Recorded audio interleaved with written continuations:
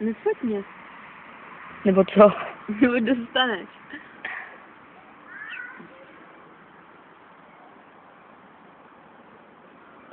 Prosím. Ne.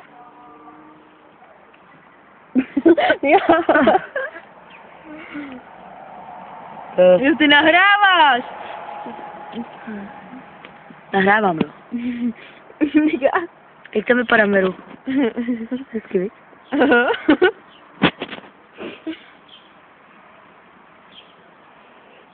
Verča, u nás tam kafe.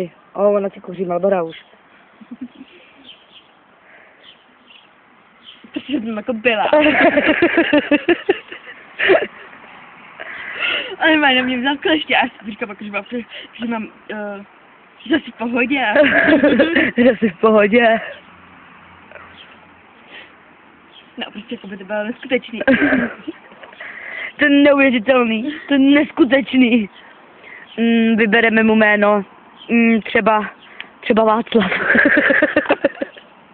Ale včera jsem se na to dívala od toho Václava. Na jakýho Václava? Na jednice dávali Václava. To jak byl vlastně to, ne? To by měl tu mentální retardaci mozku, nebo co? Ale fakt, nekecej.